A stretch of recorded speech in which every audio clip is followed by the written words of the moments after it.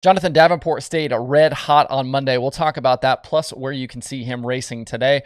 We've also got Indiana Sprint Week results and what racing is going on around the country tonight. Let's go.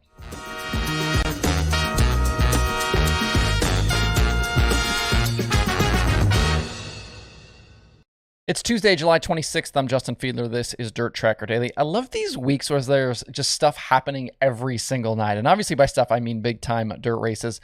Last night was a Monday, and we had a 20,001 World of Outlaws late model show. We had Indiana Sprint Week, and things just keep rolling along with even more stuff tonight. I'm just here for all of the midweek racing during the summer.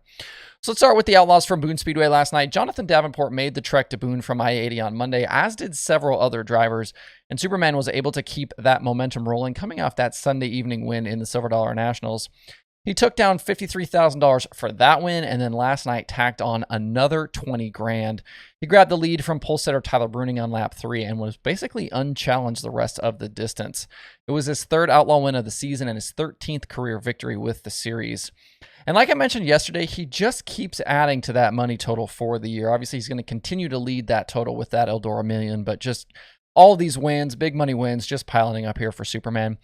Behind Davenport, series points leader Dennis Erb Jr. drove up from 8th to finish in the 2nd position, with Mike Marlar completing the podium.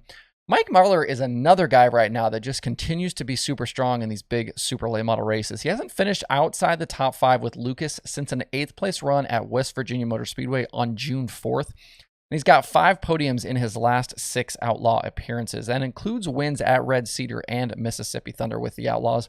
Don't forget he won races during the Firecracker 100 weekend as well. We have Prairie Dirt Classic coming up later this week. We've got the North-South 100 and Topless 100 coming up for Lucas in August, and I would not be shocked to see Marlar score some of these big wins with all the success he's had lately.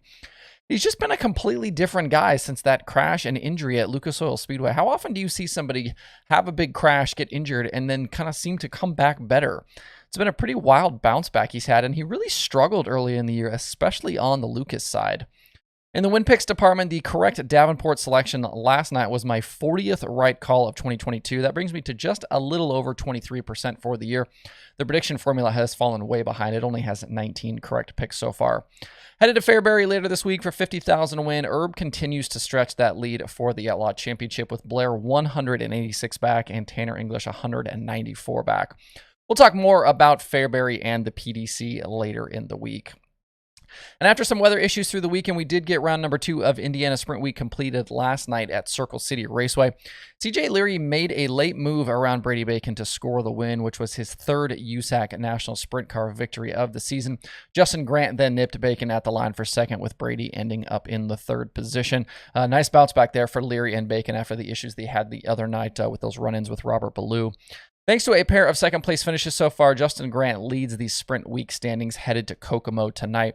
Grant also has extended his season-long championship lead to 97 points. Bacon and Ballou are tied for 2nd right now behind JG. Ryan Timms was in the field last night. We mentioned that yesterday. He got a chance to drive the Keith Kuhn Sprint Car and was impressive. He started the feature in 6th, then ended up 10th on the night, and supposedly he's going to run a few more nights this week in that car as well. Also, he didn't get the finish at the end down in 14th, but Briggs Danner was again impressive. That guy, he just continues to show up and be fast no matter where he races. And we normally see him when the USAC sprint cars go to the Northeast, and you'd expect him to be comfortable on tracks up there because of, he does so much racing up there. But to roll to Circle City, start on the front row, lead some laps, I think really says something about him as a driver. He was 11th at Gas City and 14th last night. But I think that first national win isn't far off for Briggs, and I wouldn't be surprised if it happened this week. I feel like, it's common for you to see some first-time winners during Indiana Sprint Week, during Indiana Midweek. Somebody will get hot, and I think this could be a good opportunity for that to happen this week with Briggs. Looking at tonight, Kevin Thomas Jr. was a winner at Kokomo last season, as was Justin Grant. Tyler Courtney, Kyle Cummins, and CJ Leary were all winners there in 2020. The DirtTracker.com analytics prediction formula likes Bacon. I'm going to go JG here. This one will be live over on Flow Racing. And in the dirt racing virtual world, I know a lot of you are going to hate me for saying that one. The iRacing World of Outlaws Late Model World Championship kicked off last night at Fairbury. Again, 10 races on the schedule with $25,000 in prize money on the line. And that is not virtual prize money. That is real prize money. The series also has a new title sponsor for the season in sim racing product company Butt Kicker. In last night's feature, Damian Kiefer led the field to green from the pole, but Evan C. was quickly to the front. He looked like he might go the distance, but on the final lap, defending series champion Hayden Cardwell threw a big slider into the final two corners and drag raced C back to the line, scoring the victory. C had to settle for second with Blake Majulis third, Kiefer fourth, and Kendall Tucker in fifth. These races take place every Monday night starting at 9 p.m. Eastern. They're broadcasted on both DIRTVision and YouTube, and you can watch them for free. You do not need any sort of streaming package to be able to watch these races.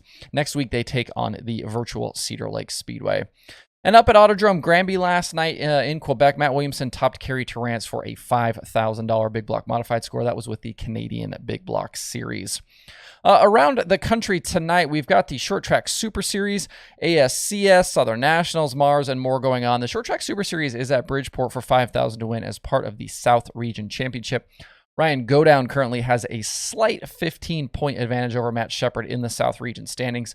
Godown could definitely be in line to extend here, though, as Bridgeport is his home turf, and he's always really good there. We'll also see Shepard, Billy Pouch Jr., Ryan Watt, Matt Stengel, and plenty of others tonight. This one is over on Flow Racing if you would like to watch. The ASCS National Tour continues their Speed Week with the rescheduled race at Tulsa Speedway tonight. Tulsa was supposed to be the Speed Week opener, but it was pushed back because of rain. Tonight's show kicks off 5 straight nights of racing for those 360 sprint car competitors. They've got Caney Valley, 81, Creek County, and Salina all coming up through Saturday.